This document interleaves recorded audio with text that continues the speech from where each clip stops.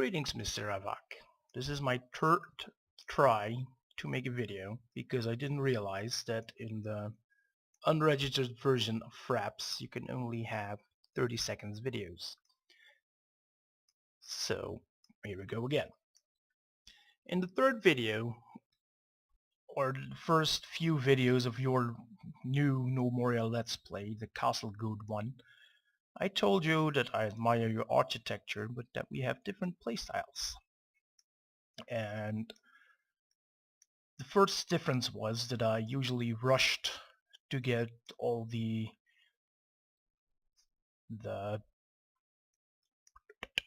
what's it called, the industry going, and that I dug out an entire large, or better huge map level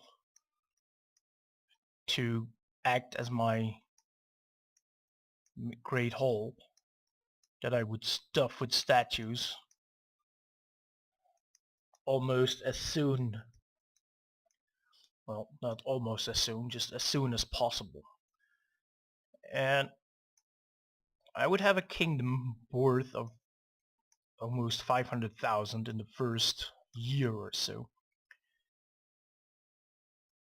And my defenses weren't ready and I would be literally obliterated sometimes. I say sometimes because when I had the luck of finding iron in the first few days of the third or second season, like I said, I would dig down to the bottom, and if there was iron close enough, then I had steel weapons in the first year, as well as partial steel armor, which would buff my 10-player militia pretty good. But since your Let's Plays taught me that if your kingdom value is low, we're now third day of fall, year 2, so almost year 3, and my kingdom worth is still under 10,000, you would only get puny goblin fighters that aren't much of a threat against any type of militia. And that's what I did. So I'm keeping it low, at least until my defenses, my border defenses, are ready. And although I have built a wall, the one thing lacking are ranged units and automatic doors. And that's what I'm going to wait for. The large map, I took a random seed. As you can see, I removed the borders. The first layer. That means everything that spawns on ground level. The reason I do that is because I can easily wall that off. I've built walls between the mountains, as you can see. And what I did then is remove the entire layer, or the entire first layer, until ground level.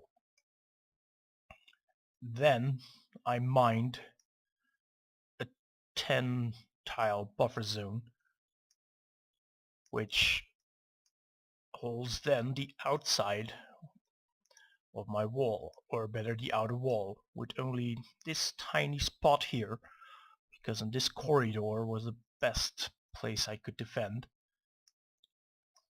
Was the best place of defend. And this is going to be my defense for now.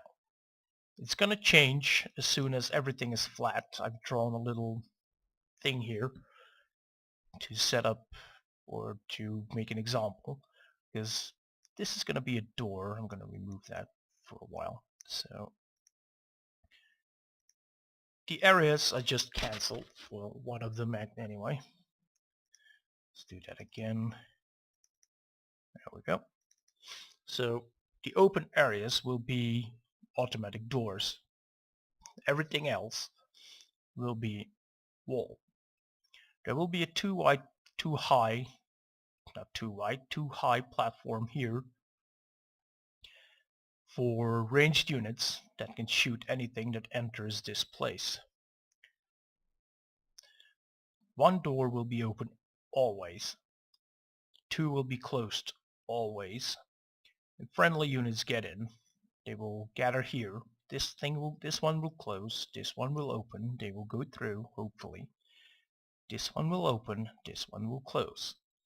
So that nobody can get in or out of my base without me knowing. Then, I'm probably gonna, not sure about that yet, what I want to do is build automatic doors here with roofs on top, or better, floors of the level above, to crush anything and everyone that walks over there that is unwanted. Any goblins, any mants, or anything. And then of course I'm gonna have one unit of heavy armor-clad, heavy ironclad or steel-clad shield warriors, and one group with a bunch of weapons in case something does slip through, which is hardly unlikely. I don't know yet if walls can break, but that's what I usually try to do. But everything goes well. If my normal playstyle, everything goes well till, well, a bit in the 5th or 6th year, where my kingdom worth is so high and the goblins keep coming. And goblins are no problem. I can stop that. But eventually there will be a Zerg rush of mans that'll kill, well, wound so many people, and everything goes fine. As you can see, I also applied the tactic of stocking my bandages close to my military, close to my fighting area. But in year 5 or year 6, I will get a massive mant attack, 12, 13, 14 or more mants, that will hurt everyone. That was before they had tower shields. And they will injure people, and they will use bandages and get right into the battle again, and they will get injured, and that'll last until I only have a few mans remaining and no bandages, and then half my population bleeds to death, which is not very nice. And then I go like, that was unlucky, let's try that again. Thanks to you, I now have a way to stop that. I will keep my kingdom in an artificial coma. That means low total kingdom worth until I can actually set up the defense perimeter that I described, so that only the things I would like to get in can get in. Also, I realized, or I noticed in your Let's Play, that you keep your industries together. I do that as well, but there's a bit of a difference in how we do that. This is my entire crafting area. This has every workbench that I need. The engineers are, for now, in the metal area, but they will move outside as soon as I have the defense perimeter up. This is cloth, wood, stone, metal, and food and drink. It may look weird a weird setup, but I assure you there is logic in it.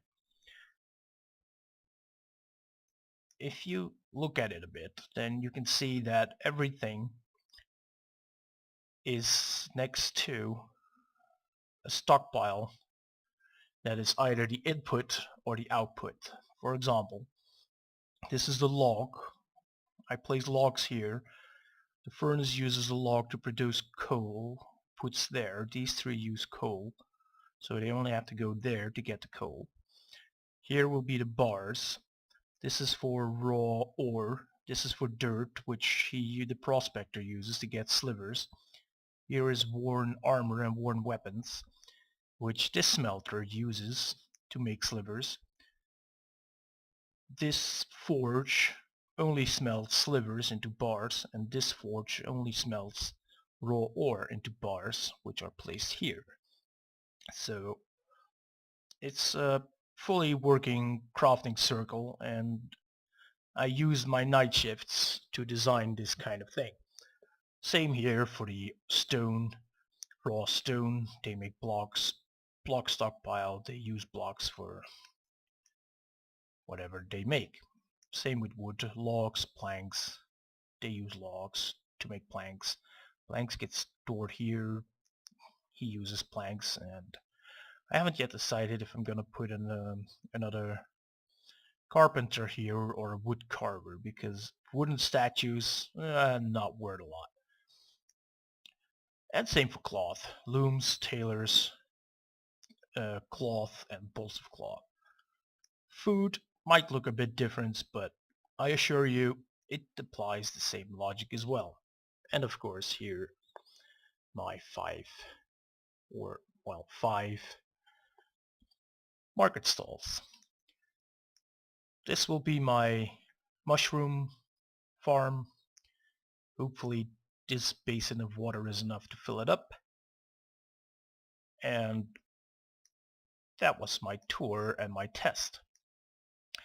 So please comment on my playstyle and on my quality of video. This is the first one. I hope that now that I bought fraps that it'll actually work, and that my sound and video are okay. And I hope to see some more of you. At least some more Let's Plays of you, as you're doing a mighty fine job. I bid you farewell and bye-bye for now.